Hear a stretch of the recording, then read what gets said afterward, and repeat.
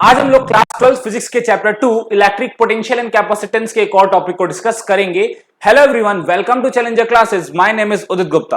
तो हमारा जो लेक्चर है ना वो एक क्वेश्चन से शुरू हो रहा है कि क्या कोई भी conductor infinite amount of charge store कर सकता है। क्या कोई भी कंडक्टर जितना भी चार्ज उसको दिया जाए क्या वो सारा का सारा चार्ज वो कंडक्टर स्टोर कर सकता है। तो इसका आंसर है नहीं। कंडक्टर की एक लिमिट है, वो उतना ही चार्ज स्टोर कर सकता है, वो अपनी लिमिट से ज्यादा चार्ज स्टोर नहीं कर सकता। वो लिमिट क्या है? कोई कंडक्टर कितना चार्ज होल्ड कर सकता है, कोई कंडक्टर के पास चार्ज होल्ड करने की क्या कैपेसिटी है, इसी चीज को कैपेसिटेंस कहते हैं। कैपेसिटेंस होता क्या है? Basically the charge holding capacity of a conductor is known as its capacitance. कोई कंडक्टर कितना चार्ज होल्ड कर सकता है उसकी इसी कैपेसिटी को हम कैपेसिटेंस कहते हैं। ठीक है, समझते हैं इस बात को। कोई अब इस जब हमने ये समझा कि कोई भी conductor infinite amount of charge store नहीं कर सकता, उसकी एक कैपेसिटी है चार्ज स्टोर करने की, तो आखिर ऐसा क्यों है? क्यों उसकी एक कैपेसिटी है, उससे ज्यादा चार्ज स्टोर नहीं कर सकता? ये इस चीज पर ध्यान देते। तो देखिए क्या होता है ना, जो भी कंडक्टर है अगर आप उसको चार्ज प्रोवाइड कर रहे हो, आप उसको चार्ज दे रहे हो, वो कंडक्टर चार्ज हो रहा है। चार्ज होते होते क्या होगा, उसका पोटेंशियल बढ़ेगा, उसका सरफेस पर जो है ना उसका पोटेंशियल बढ़ेगा। अगर आप लोगों ने लास्ट पोटेंशियल का कॉन्सेप्ट पढ़ा होगा तो आपको याद होगा, जैसे मान लेता हूं मैं, मेरा ये एक स्फेरिकल कंडक्टर है, मेरा ये एक स्फेरिकल कंडक्टर है और इसका रेडियस r है। मैं इस कंडक्टर को ना चार्ज प्रोवाइड कर रहा हूं, इसकी सरफेस पर मैं चार्ज प्रोवाइड कर रहा हूं। जो भी चार्ज आएगा वो इसकी सरफेस पर आएगा चार्ज होने के बाद। ठीक है, चार्ज प्रोवाइड कर रहा हूं। तो अगर मैंने मान लेते हैं इस स्फेरिकल कंडक्टर को मैंने क्यू अमाउंट ऑफ चार्ज दिया, क्यू अमाउंट ऑफ चार्ज दिया, तो चार्ज देने से क्या होगा, सरफेस पर चार्ज आने से जो कंडक्टर है उसका सरफेस पर पोटेंशियल इंक्रीज होगा। कैसे होगा? तो हमें पता है पोटेंशियल क्या होता है, के क्यू बाय आर। क्योंकि हम मान लेते हैं ना, जब भी चार्ज यूनिफॉर्मली सरफेस पर डिस्ट्रीब्यूटेड होता है तो हम मान लेते हैं सारा का सारा चार्ज कहां सिचुएटेड है, सेंटर पे सिचुएटेड है।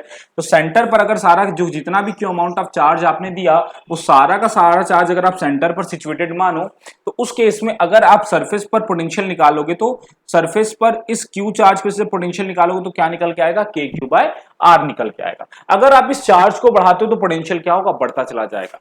ये बात अगर आपने मेरी प्रीवियस वीडियोस को देखा होगा तो आपको ये बात क्लियर पता होगी कि अगर सरफेस कंडक्टर की सरफेस पर चार्ज यूनिफॉर्मली डिस्ट्रीब्यूटेड है तो वो चार्ज बिल्कुल वैसा ही बिहेव करेंगे, वो वैसे ही इलेक्ट्रिक फील्ड बनाएंगे, वो वैसा ही पोटेंशियल क्रिएट करेंगे सरफेस पर, जैसे कि वो सारा का सारा चार्ज कहां सिचुएटेड हो, सेंटर में सिचुएटेड हो। ठीक है, तो हमने जितना भी चार्ज दिया था हमने मान लिया कि वो सेंटर में सिचुएटेड है, तो फिर सेंटर में जो चार्ज क्यू सिचुएटेड है जो हमने माना, उसकी वजह से सरफेस पर पोटेंशियल कितना आ जाएगा, के क्यू बाय आर। और जैसे जैसे सरफेस का चार्ज बढ़ेगा वैसे वैसे सरफेस का पोटेंशियल बढ़ता चला जाएगा। तो क्या होगा, पोटेंशियल बढ़ने से पोटेंशियल बढ़ता चला जाएगा, सरफेस की इलेक्ट्रिक फील्ड भी साथ में बढ़ती चली जाएगी। और एक ऐसा पॉइंट आएगा जिसको हम बोलेंगे ब्रेकडाउन पॉइंट। एक ऐसा पॉइंट आएगा जैसे जैसे सरफेस पर चार्ज बढ़ता चला जाएगा, सरफेस से एसोसिएटेड इलेक्ट्रिक फील्ड, सरफेस से एसोसिएटेड इलेक्ट्रिक फील्ड कैसी होती है, सिग्मा अपॉन एप्सिलॉन नॉट होती है। ये भी आपको कराया गया है। ठीक है, सरफेस से जो फील्ड होती है, किसी भी कंडक्टर की सरफेस से जो फील्ड होती है वो क्या होती है, सिग्मा अपॉन एप्सिलॉन नॉट होती है। तो जैसे जैसे चार्ज बढ़ेगा तो सिग्मा यानी सरफेस चार्ज डेंसिटी भी बढ़ेगी। सरफेस चार्ज डेंसिटी क्या होती है, चार्ज अपॉन एरिया। जैसे जैसे आप चार्ज बढ़ाओगे वैसे वैसे सिग्मा भी क्या होगा, बढ़ेगा, और सिग्मा बढ़ेगा तो इलेक्ट्रिक फील्ड बढ़ेगी।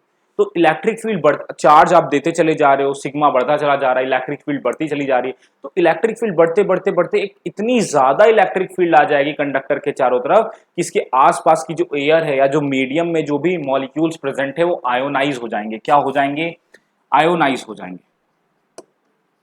आयोनाइज का मतलब आयंस आ जाएगा ना, आयंस आ जाएंगे, एयर में आयंस आ जाएंगे, और उसकी वजह से जो भी चार्ज कंडक्टर पर था वो न्यूट्रलाइज होना शुरू हो जाएगा। जो भी पॉजिटिव नेगेटिव आयन होंगे आसपास वो आगे कंडक्टर की सरफेस पर आकर के कंडक्टर पे जो भी चार्ज है उसको क्या करने लगेंगे, न्यूट्रलाइज करने लगेंगे।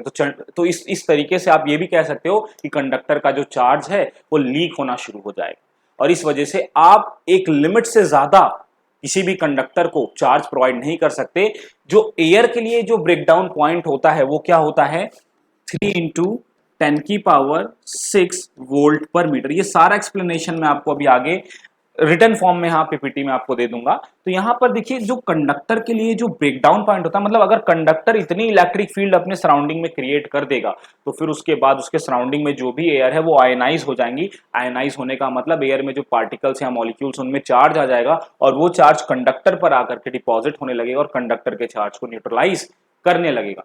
मान लेते हैं कंडक्टर पर पॉजिटिव चार्ज है तो एयर में पॉजिटिव और निगेटिव चार्ज दोनों बनेंगे और जितने भी निगेटिव चार्ज होंगे वो कंडक्टर की सरफेस पर अगर आ जाएंगे तो क्या होगा, जितना भी पॉजिटिव चार्ज होगा वो न्यूट्रलाइज हो जाएगा। तो इस तरीके से आप ये भी कह सकते हो कि कंडक्टर का पॉजिटिव चार्ज क्या हो रहा है, लीक हो रहा है, ठीक है, कम हो रहा है या लीक हो रहा है। तो इस वजह से आप किसी भी कंडक्टर को इनफाइनाइट अमाउंट ऑफ चार्ज नहीं दे सकते। हर कंडक्टर की एक कैपेसिटी है कि वो कितना अमाउंट ऑफ चार्ज स्टोर कर सकता है और इसी कैपेसिटी को हम कैपेसिटेंस कहते हैं। आई होप आपको समझ में आया होगा। एयर के लिए जो ब्रेकडाउन पॉइंट है, मतलब एयर में जो मैक्सिमम इलेक्ट्रिक फील्ड किसी कंडक्टर से निकल सकती है वो ये है। वाटर में इसकी वैल्यू थोड़ी ज्यादा है, ठीक है। तो यहां पर क्या होगा, ऐसे हर मीडियम की अलग अलग ब्रेकडाउन पॉइंट होगा जिसमें जो सराउंडिंग मीडियम है वो आयनाइज हो जाए, ठीक है। इसीलिए आप किसी कंडक्टर को इनफाइनाइट अमाउंट ऑफ चार्ज नहीं दे सकते। तो क्या है बेसिकली हमारा, तो यहां पर बेसिकली कैपेसिटेंस क्या है, तो आप अगर पढ़िएगा तो क्या लिखा है, the electrical capacitance of a conductor is the measure of its ability to hold electric charge. कोई कंडक्टर कितना चार्ज होल्ड कर सकता है, मतलब इतना चार्ज दे दो कि वो लीक ना हो या वो अपने आसपास एयर को आयनाइज करके न्यूट्रल ना करने लगे कंडक्टर को ही, तो उतना चार्ज कोई कंडक्टर होल्ड कर सकता है उसी को उसका कैपेसिटेंस कहते हैं। आई होप आपको ये पॉइंट समझ में आया होगा। आगे बढ़ते हैं, ठीक है। यहां पर क्या लिखा है, अब हम कंडक्टर के कैपेसिटेंस को एक और तरीके से समझ सकते हैं। हमने देखा था कि जैसे जैसे आप कंडक्टर को चार्ज देते चले जाओगे वैसे वैसे उसके सरफेस का पोटेंशियल बढ़ता चला जाएगा। जैसे जैसे आप कंडक्टर को चार्ज देते चले जाओगे वैसे वैसे पोटेंशियल बढ़ेगा। पोटेंशियल बढ़ेगा तो इलेक्ट्रिक फील्ड बढ़ेगी, पोटेंशियल बढ़ेगा तो इलेक्ट्रिक फील्ड बढ़ेगी। तो हम अगर कैपेसिटेंस को मेजर करना चाहते हैं तो कैसे मेजर करें, तो कैपेसिटेंस, किसी भी कंडक्टर के कैपेसिटेंस को मेजर करने का तरीका यह होता है कि आप कितना चार्ज दे रहे हो कंडक्टर को जिससे उसका पोटेंशियल 1 वोल्ट से बढ़ जा रहा है। अगर आपने कंडक्टर को क्यू अमाउंट ऑफ चार्ज दिया, अगर मान लेते हैं ये मेरा कोई कंडक्टर है और इसको आपने क्यू अमाउंट ऑफ चार्ज दिया और क्यू अमाउंट ऑफ चार्ज देने से इसका सरफेस का पोटेंशियल वी अमाउंट से बढ़ गया, वी वोल्ट से बढ़ गया। तो यानी कि आप देख रहे हो कि जो आपका चार्ज है वो डायरेक्टली प्रोपोर्शनल है पोटेंशियल के। आपका जो चार्ज है वो डायरेक्टली प्रोपोर्शनल है पोटेंशियल के। जितना ज्यादा चार्ज आप दोगे कंडक्टर के सरफेस को उतना ज्यादा उसका पोटेंशियल क्या होगा, बढ़ेगा। तो इस प्रोपोर्शनैलिटी को हटाते हैं और यहां पर एक कांस्टेंट का यूज करते हैं C, और इसी कांस्टेंट को कैपेसिटेंस कहा जाता है। इसी कांस्टेंट को क्या कहा जाता है, कैपेसिटेंस कहा जाता है। इसी को हम कैपेसिटेंस कहते हैं, कैपेसिटेंस।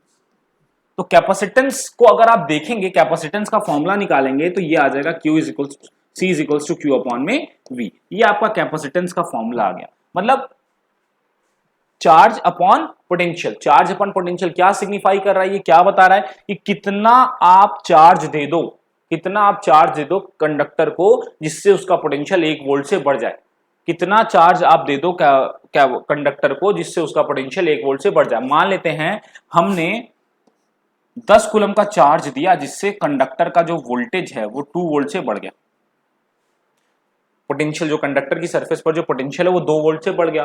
तो यहां पर कैपेसिटेंस क्या हो जाएगा, 10/2 अगर आप करोगे 10 कूलम बाय 2 वोल्ट तो ये कितना आ जाएगा 5 कूलम पर वोल्ट। तो यहां पर ये जो 5 है ना, मतलब आपको 5 कूलम का चार्ज देना पड़ेगा कंडक्टर के कैपेसिटेंस को 1 वोल्ट से बढ़ाने के लिए। कंडक्टर के कैपेसिटेंस को 1 वोल्ट से बढ़ाने के लिए आपको 5 कूलम का चार्ज देना पड़ेगा। तो ये जो 5 कूलम पर वोल्ट है यही कंडक्टर का क्या है, कैपेसिटेंस। यही कंडक्टर का क्या है, कैपेसिटेंस। मतलब कितना चार्ज आप कंडक्टर को दे रहे हो ताकि उसका पोटेंशियल 1 वोल्ट से इंक्रीज कर जाए, वही उस कंडक्टर का कैपेसिटेंस। इस तरीके से हम कंडक्टर के कैपेसिटेंस को मेजर करते हैं। ठीक है, आ रही है बात समझ में। क्योंकि देखो यहां जितना ज्यादा आपको चार्ज देना पड़ेगा 1 वोल्ट बढ़ाने के लिए, देखो सीधी सी बात है, बहुत क्लियर कॉन्सेप्ट है। ऐसा क्यों है, क्यों ये तरीका है कैपेसिटेंस निकालने का, इसको भी समझ लेते हैं। देखो हमने अभी जस्ट पढ़ा कि हम चाहते हैं कि चार्ज लीक ना हो, इतनी ज्यादा इलेक्ट्रिक फील्ड कंडक्टर के सरफेस पर ना आ जाए चार्ज देने से कि चार्जेस मतलब जो है अगल बगल के जो एटमॉस्फेयर में प्रेजेंट चार्जेस है वो आयनाइज हो जाए और कंडक्टर का चार्ज लीक होने लगे। तो जितना धीरे धीरे उसका पोटेंशियल बढ़ेगा चार्ज बढ़ देने से, उतना ज्यादा वो चार्ज होल्ड कर पाएगा। यानी जितना धीरे धीरे इलेक्ट्रिक फील्ड कंडक्टर की बढ़ेगी चार्ज देने से, उतना ज्यादा चार्ज वो होल्ड कर पाएगा, क्योंकि उतना ज्यादा टाइम लगेगा उतनी बड़ी इलेक्ट्रिक फील्ड बनाने में। तो इसी वजह से आप जो कैपेसिटेंस मेजर करते हो वो ये देख करके करते हो कि कितना आपको चार्ज देना पड़ रहा है पर वोल्ट पोटेंशियल बढ़ाने के लिए। जितना ज्यादा आपको चार्ज देना पड़ेगा 1 वोल्ट बढ़ाने के लिए, उतना ज्यादा कैपेसिटेंस होगा, मतलब वो उतना ज्यादा कंडक्टर क्या कर पाएगा, चार्ज होल्ड कर पाएगा। आप आई होप आपको कॉन्सेप्ट क्लियर हो रहा होगा। तो यहां पर ये जो मैंने कैपेसिटेंस की यूनिट लिखी है coulomb per volt, actually capacitance की यूनिट होती है फैराड। कैपेसिटेंस की एसआई यूनिट क्या होती है, फैराड होती है। इसको हम आगे डिस्कस करेंगे अभी। तो यहां पर हमारा जो कैपेसिटेंस है वो क्या है, the capacitance of a conductor may be defined as the charge required to increase the potential of a conductor by unit amount. मतलब कितना चार्ज आपको कंडक्टर को देना पड़ रहा है ताकि कंडक्टर का जो कैपेसिटेंस है, सॉरी कंडक्टर का जो पोटेंशियल है, कंडक्टर की सरफेस पर जो पोटेंशियल प्रेजेंट है वो 1 वोल्ट से बढ़ जाए। तो उसी चीज को हम, उसी वैल्यू को हम क्या कहते हैं, कैपेसिटेंस कहते हैं। ठीक है, आगे बढ़ते हैं। जो भी जरूरी डेटा आपको लगता है वो आप पॉज करके लिखते रहा करो। ठीक है, ये नोट्स टाइप का भी आप इससे बना सकते हो। आगे बढ़ते, अब यहां पर बात करते हैं कंडक्टर की जो कैपेसिटेंस है वो किन किन फैक्टर पर डिपेंड करता है। तो कंडक्टर का कंडक्टर का जो कैपेसिटेंस है वो shape and size of the conductor, conductor के शेप एंड साइज पर डिपेंड करता है। देखो इसको मैं अभी प्रूफ कर देता हूं आपके सामने। यहां पर हमने देखा था किसी भी कंडक्टर की सरफेस से जो इलेक्ट्रिक फील्ड होती है वो सिग्मा अपॉन एप्सिलॉन नॉट होती है। किसी भी कंडक्टर से एसोसिएटेड जो इलेक्ट्रिक फील्ड होती है वो कितनी होती है, सिग्मा अपॉन एप्सिलॉन नॉट। जितना बड़ा सिग्मा होगा वो उतनी ज्यादा अमाउंट में इलेक्ट्रिक फील्ड बनाएगा, नहीं। और सिग्मा क्या होता है, चार्ज पर यूनिट एरिया। तो अगर आप एरिया बहुत बड़ा कर देते हो, अब इस सिग्मा को समझना, सिग्मा होता है चार्ज अपॉन एरिया। एरिया जितनी ज्यादा बड़ी होगी सर, जैसे मान लेते हैं आपके पास 2 अलग अलग साइज के कंडक्टर है, एक की एरिया बहुत बड़ी है, एक की एरिया छोटी है। आपने दोनों को सेम अमाउंट ऑफ चार्ज दे दिया। मेरी बात को समझिएगा ध्यान से, चलिए मैं यहां पर बना भी देता हूं। ये मेरे 2 अलग अलग शेप और साइज के कंडक्टर, ये मेरे दोनों अलग शेप और साइज के कंडक्टर है। इन दोनों की एरिया आपको साफ दिख रहा है, सरफेस एरिया दोनों की अलग है। ये इसकी छोटा कम है, सरफेस एरिया इसकी ज्यादा है।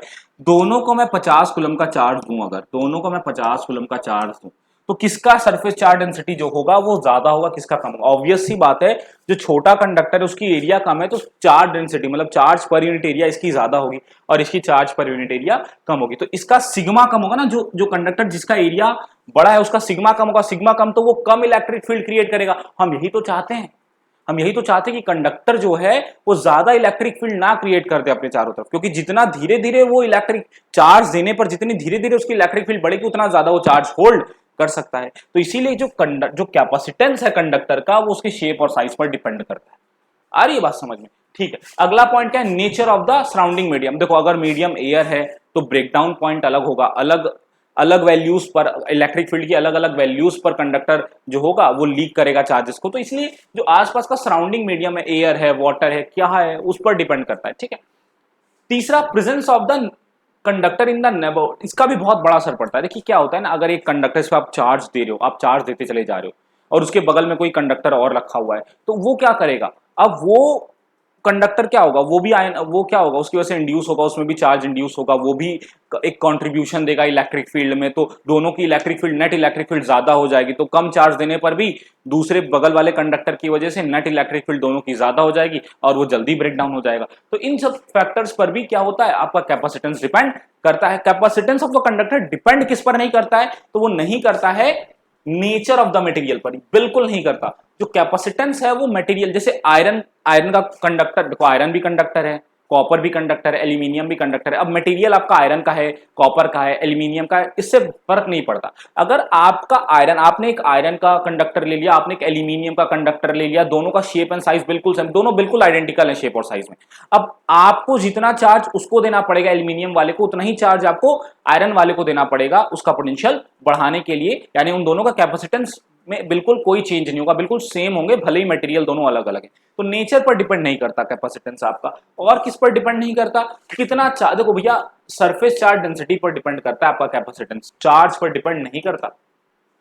दोनों को आप सेम अमाउंट ऑफ चार्ज दे रहे हो, दोनों दोनों आपको, लेकिन इसकी इलेक्ट्रिक फील्ड धीरे धीरे बढ़ रही है, इसकी ज्यादा जल्दी बढ़ रही है, तो इसका कैपेसिटेंस कम होगा और इसका कैपेसिटेंस क्या होगा, ज्यादा होगा। तो चार्ज दोनों का आपने सेम दिया, लेकिन फिर भी एक का कैपेसिटेंस कम और एक का ज्यादा। तो यहां पर जो आपका कैपेसिटेंस होता है वो आपका चार्ज पर नहीं डिपेंड करता, आपका किस पर डिपेंड करता है, आपका डिपेंड करता है सरफेस चार्ज डेंसिटी पर।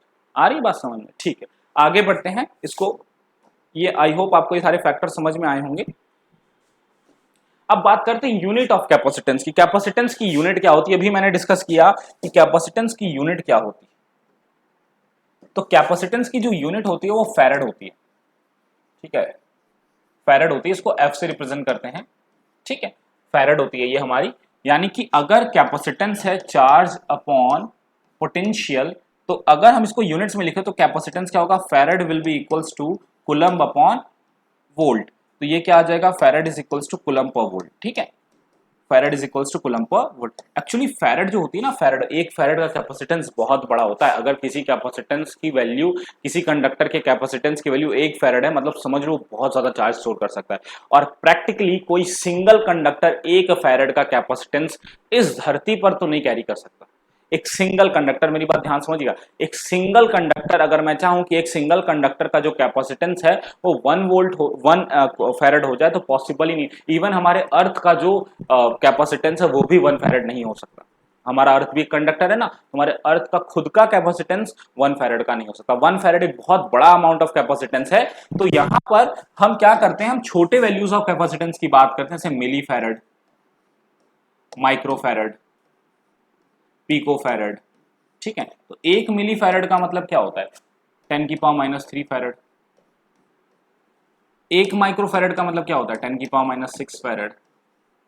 और 1 पिको फैरड का मतलब क्या होता है, 10 की पावर माइनस 12 फैरड, ठीक है। तो हम छोटे यूनिट्स में कैपेसिटेंस को मेजर करते हैं। हम 1 फैरड तो बहुत बड़ी वैल्यू हो गई कैपेसिटेंस, ठीक है। तो ये यूनिट हो गई कैपेसिटेंस की हमारी, ठीक है। आपसे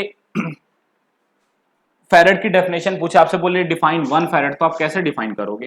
देखो ये सब ना आपको सीख लेना चाहिए, ये सब ट्रिक आपको आ जानी चाहिए अब तक। तो 1 फैरड क्या होगा, अब मेरे को 1 फैरड चाहिए, तो 1 फैरड कब मिलेगा मुझे, 1 फैरड कब मिलेगा, जब 1 कूलम का, जब आप 1 कूलम का चार्ज दोगे और आपका जो कंडक्टर का कैपेसिटेंस है वो 1 वोल्ट से बढ़ जाएगा, आपके कंडक्टर का जो पोटेंशियल है वो 1 वोल्ट से बढ़ जाएगा। तो आप इसको डिफाइन कैसे करोगे, when 1 coulomb of charge is given to a conductor to increase its potential by 1 volt, then the capacitance of the conductor will be 1 farad। बहुत सिंपल है, जब आपको 1 कूलम का चार्ज देना पड़े किसी कंडक्टर को ताकि उसका पोटेंशियल 1 वोल्ट से बढ़ जाए, उसके सरफेस का पोटेंशियल 1 वोल्ट से बढ़ जाए, तो उस केस में उस कंडक्टर का कैपेसिटेंस क्या होगा, 1 फैरड होगा। ऐसे आराम से आप डिफाइन कर सकते हैं, ठीक है, कोई बात नहीं है। आगे बढ़ते हैं, इस चीज को आप नोट कर लीजिएगा। यहां पर अगला है capacitance of an isolated spherical conductor. हम एक स्फेरिकल कंडक्टर मान लेते हैं, हमें एक स्फेरिकल कंडक्टर दिया गया है, तो उसका कैपेसिटेंस क्या होगा ये फाइंड आउट करते हैं, इसको डेरिवेशन करते हैं। मान लेते हैं मेरा स्फेरिकल कैपेसिटेंस है, इसका रेडियस r, और इसके सरफेस पर मैंने मान लेते हैं q अमाउंट ऑफ चार्ज दिया, और q अमाउंट ऑफ चार्ज देने से इसके सरफेस का पोटेंशियल v वोल्ट से बढ़ गया, इसके सरफेस का पोटेंशियल v वोल्ट से बढ़ गया।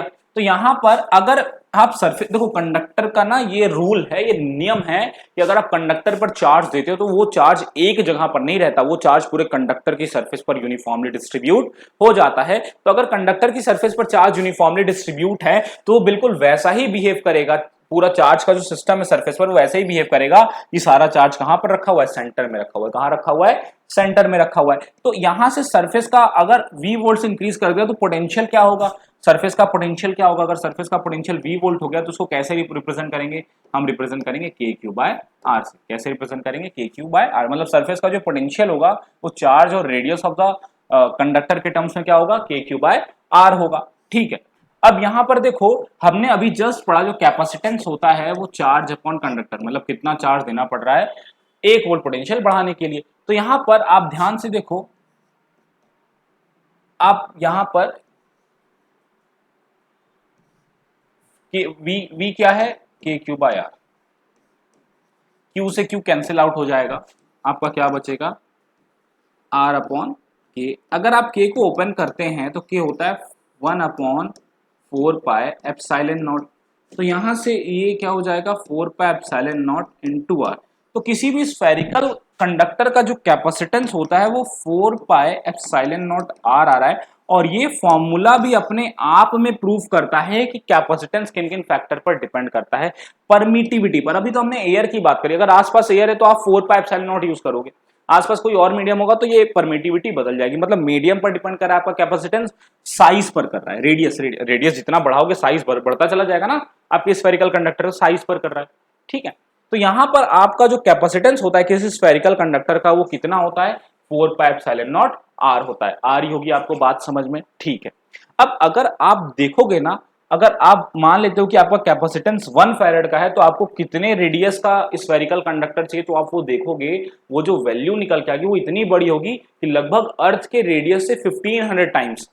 अगर आप यहां पर कैपेसिटेंस 1 फैरेड रखते हो और आप देखना चाहते हो कि उस कंडक्टर का रेडियस क्या होगा, तो आप जब इस चीज को देखोगे तो आप देखोगे जो रेडियस निकल के आएगा उस स्फेरिकल कंडक्टर का वो अर्थ से 1500 गुना ज्यादा होगा।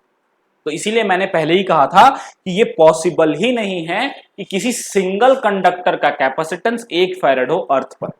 आ रही होगी बात समझ में? चलिए ठीक, इसको लिख लीजिएगा आप लोग, इसको लिख लीजिए आप लोग, नोट डाउन। यही है डेरिवेशन, इतनी छोटी सी। ठीक है,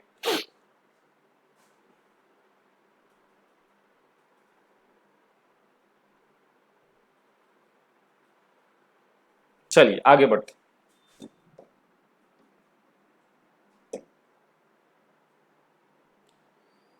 एक क्वेश्चन कर लेते हैं।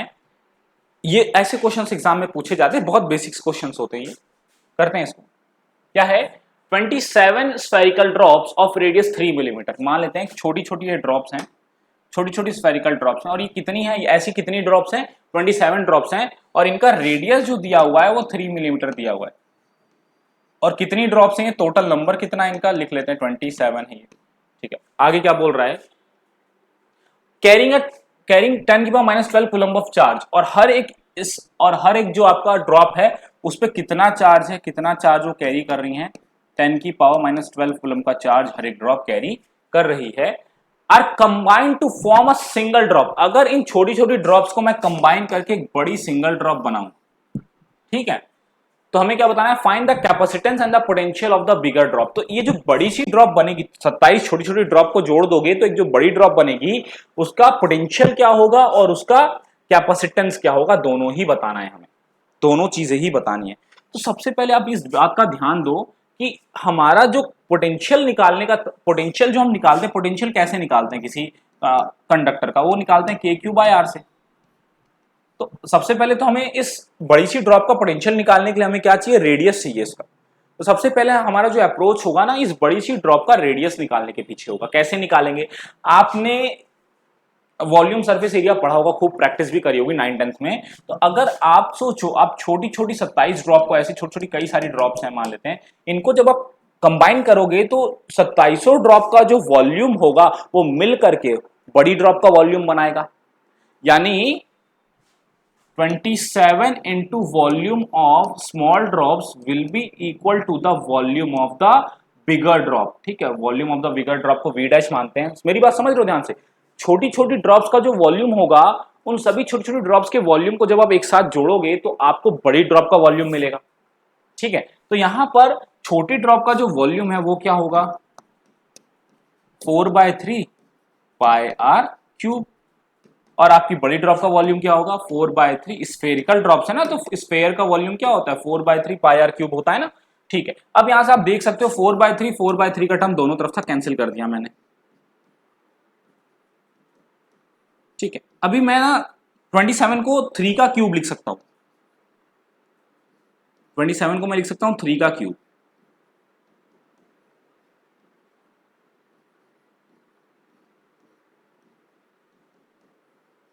दोनों तरफ क्यूब है, कैंसिल कर देते हैं। 3r will be equals to are.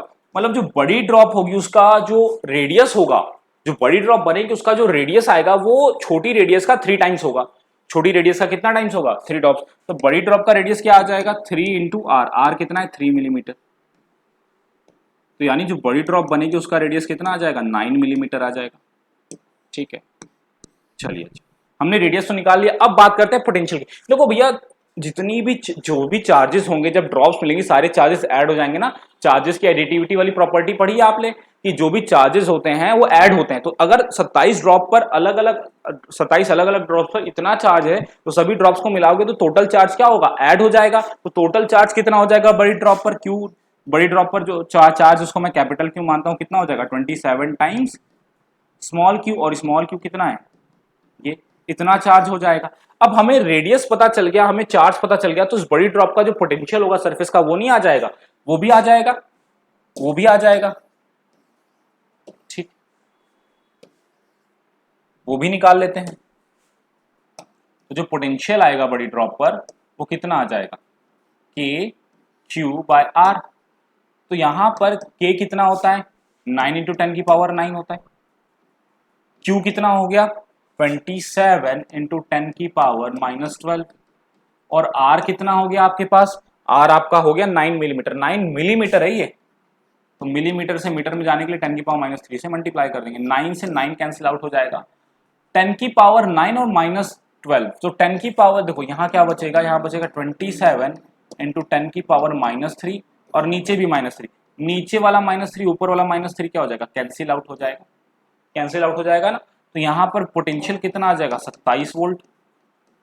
कितना पोटेंशियल आ जाएगा सरफेस पर, 27 वोल्ट का पोटेंशियल आ जाएगा। ठीक है, ये तो हो गया, पोटेंशियल आ गया। कैपेसिटेंस क्या होता है, कैपेसिटेंस क्या होता है, charge upon potential, charge upon potential. Potential निकाल लिया, चार्ज पता है, तो कैपेसिटेंस, कैपेसिटेंस कितना आ जाएगा, चार्ज कितना है 27 इंटू 10 की पावर -12, और पोटेंशियल कितना आया 27 आया, कैंसिल हो गया। कैपेसिटेंस कितना आ गया 10 की पावर -12 फेरेड आ गया, यानी कि 1 पिको फेरेड। इसको 1 पिको फेरेड भी बोल सकते हैं कि नहीं बोल सकते, 1 पिको फेरेड आपका कैपेसिटेंस आ गया। ठीक है, हो गया सॉल्व। ऐसे क्वेश्चंस आपसे पूछे जा सकते हैं एग्जाम में। ठीक है, नोट कर लीजिए इसको।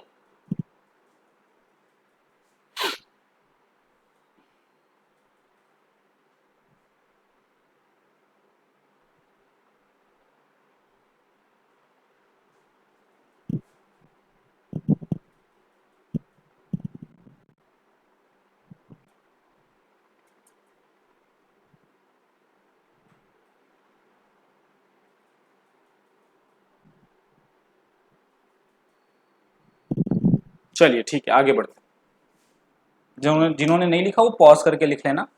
आगे बढ़ते हैं अपने नेक्स्ट टॉपिक की तरफ। अब क्वेश्चन ये अराइज होता है, हम अभी कैपेसिटर्स पढ़ेंगे। हम अपना जो नेक्स्ट लेक्चर बनाने वाले हैं वो कैपेसिटर्स पर बनाने वाले हैं। कैपेसिटर्स एक ऐसी डिवाइस होती है जो चार्ज स्टोर करती है। तो हम कैपेसिटर्स को क्यों डिजाइन कर रहे हैं, स्पेसिफिकली हम कैपेसिटर्स को क्यों डिजाइन कर रहे हैं, हम कंडक्टर को क्यों नहीं यूज कर सकते चार्ज स्टोर करने के लिए, आपको इसका आंसर अब पता चल गया होगा। देखो, कंडक्टर का ना बहुत ज्यादा चार्ज स्टोर करने का कैपेसिटी नहीं है। हमने पहले ही बोल दिया कि अगर आपको एक फेरेड का भी कैपेसिटर चाहिए तो वो अर्थ का जो होगा 1500 गुना बड़ा साइज का होगा वो।